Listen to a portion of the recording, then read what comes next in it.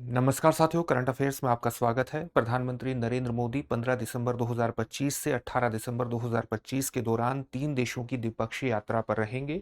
ये देश कौन कौन से हैं? पहली यात्रा उनकी 15 से 16 दिसंबर 2025 के दौरान जॉर्डन की हो रही है।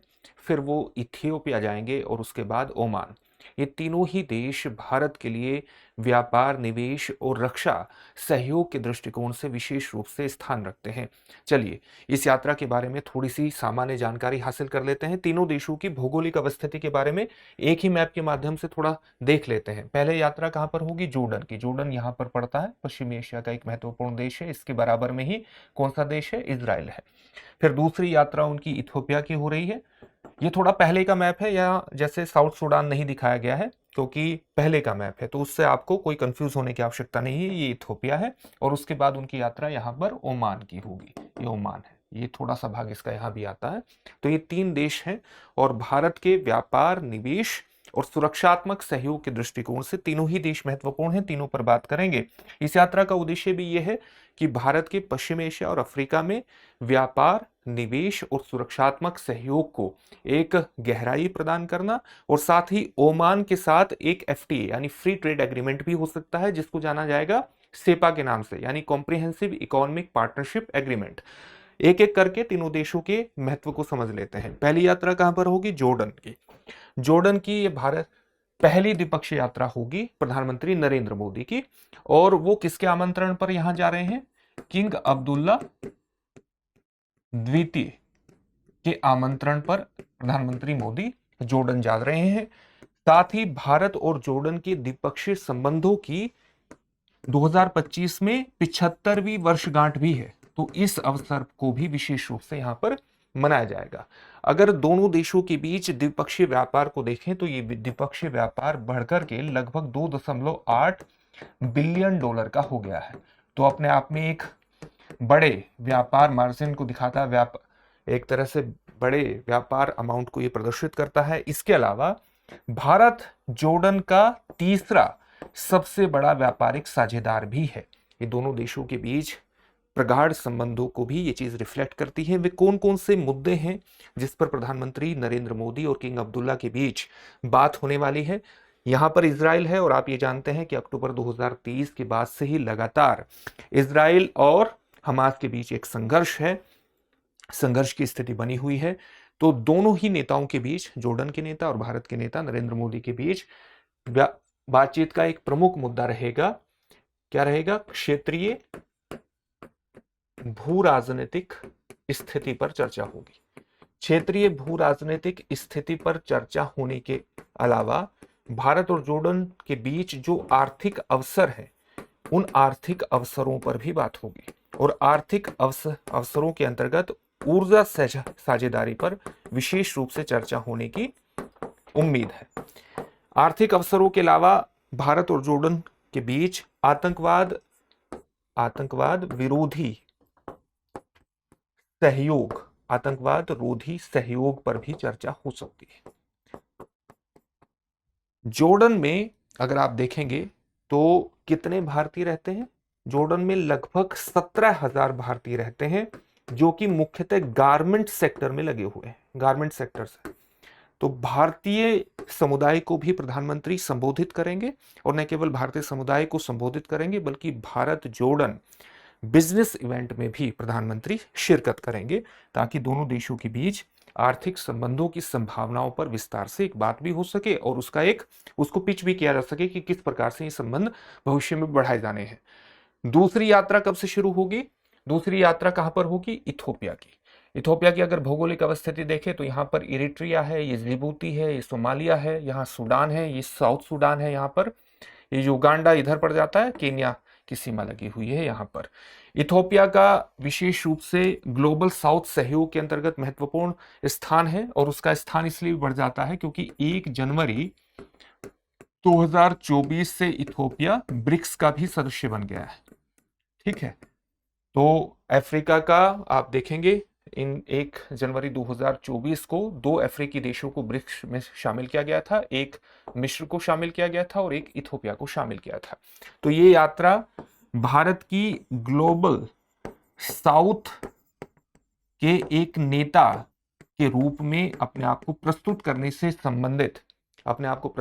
से संबंधित दृष्टिकोण से भी विशेष रूप से महत्व अर्जित कर लेती है। भारत और इथोपिया के बीच वर्ष 2023-24 में व्यापार बढ़कर के कितना हो गया, 571.5 के आसपास, या 571.55 आप कह सकते हैं, 572 भी आप बोल सकते हैं, मिलियन डॉलर का व्यापार हो गया है।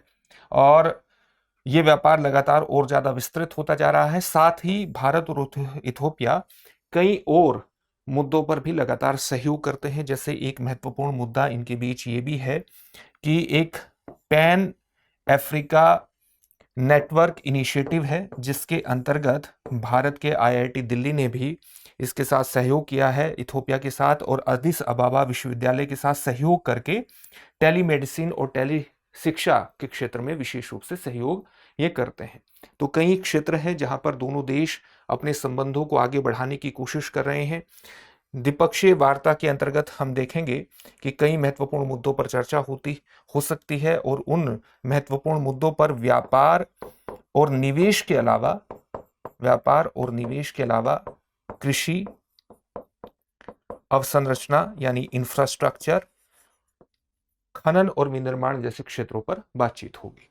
तो ये यात्रा भी विशेष रूप से महत्वपूर्ण है। और तीसरी जो यात्रा होगी वो ओमान की होगी, और ओमान की जो यात्रा है ये भी विशेष रूप से महत्वपूर्ण है।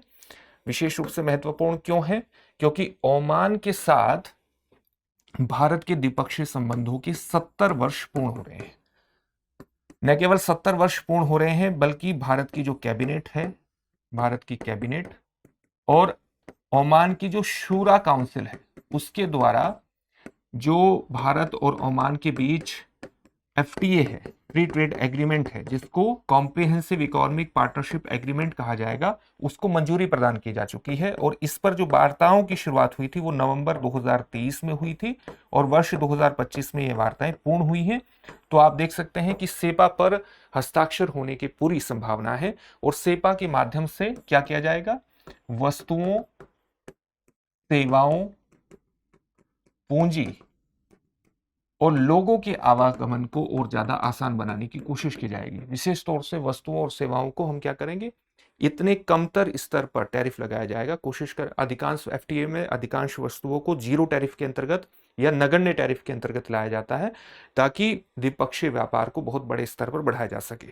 दोनों देशों के बीच जो व्यापार है, भारत और ओमान के बीच, वर्ष 2024 और 25 का अगर हम व्यापार देखें तो ये व्यापार बढ़कर के 10.6 बिलियन डॉलर का पहुंच गया है। तो अपने आप में एक बहुत बड़ा व्यापार है। न केवल भारत का महत्वपूर्ण व्यापारिक साझेदार है ओमान, बल्कि इसके भारत के साथ रक्षा सहयोग भी बहुत मजबूत है। और रक्षा सहयोग कितने मजबूत है, इसका एक नमूना यही है कि भारत और ओमान की जो थल सेना है, वायु सेना है और नौसेना है, तीनों नौसेनाओं के पास बीच द्विपक्षीय अभ्यास होते हैं।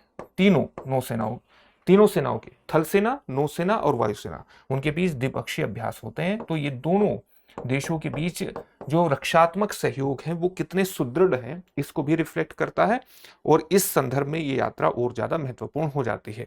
तो आप देख सकते हैं कि पश्चिम एशिया और अफ्रीका में भारतीय कूटनीतिक हितों को आगे बढ़ाने के अंतर्गत ये यात्रा विशेष रूप से महत्वपूर्ण हो जाती है प्रधानमंत्री नरेंद्र मोदी की। जब ये यात्रा हो रही होगी, आज से इसकी शुरुआत हो रही है 15 तारीख से, तो उस दौरान किस किस तरह की चीजें सामने आती हैं उस पर भी हम प्रोग्राम लेकर के आएंगे। तो वहां पर स्पेसिफिक हो जाएंगे कि कौन कौन से हम समझौते कर रहे हैं इन देशों के साथ, और किन किन विषयों पर बातचीत हुई है। इससे संबंधित एक प्रश्न भी देखेंगे, लेकिन उससे पहले आपके लिए एक महत्वपूर्ण सूचना यह है कि दृष्टि संस्थान ने, आप जानते हैं, हाल ही में आपकी जीएस की तैयारी को संपूर्णता प्रदान करने के लिए एक महत्वपूर्ण कोर्स लॉन्च किया है, जिसका नाम है GS studio foundation live online course. Doctor Vikas Divya Kirti के नेतृत्व में सर्वश्रेष्ठ अध्यापकों के अध्यापन के माध्यम से मात्र 14 महीने में 1250 प्लस घंटों की कक्षाओं के माध्यम से आपका जीएस का संपूर्ण कवरेज होगा। लेकिन कोर्स की वैधता 18 महीने तक रहेगी, यानी कोर्स भले ही 14 महीने में आपकी पूर्ण हो जाएगा, लेकिन आप एक क्लास को 18 महीने तक जितना चाहे उतनी बार देख सकते हैं। जो आपको पढ़ाया जाएगा उसकी पीडीएफ फाइल भी उपलब्ध होगी, ताकि आप ठीक से नोट्स बना सकें। जो भी आपका संशय होगा लाइव चैट के दौरान उसको पूछिए, तुरंत उसका निवारण होगा। 10 कलर्ड प्रिंटेड बुकलेट्स आपको प्राप्त होंगी जीएस के अलग अलग विषयों से संबंधित। 18 प्रीलिम्स और मेंस के टेस्ट भी आपको उपलब्ध होंगे ताकि आप अपनी तैयारी का सही तरह से मूल्यांकन कर सकें। तो एक कंप्लीट पैकेज है। 2 वर्षों की करंट अफेयर्स की क्लासेस का एक्सेस भी रहेगा ताकि करंट अफेयर्स के माध्यम से आप अपनी तैयारी को दुरुस्त रखें। तो एक कंप्लीट, आप समझ सकते हैं, कंप्लीट पैकेज है मात्र 24,999 में।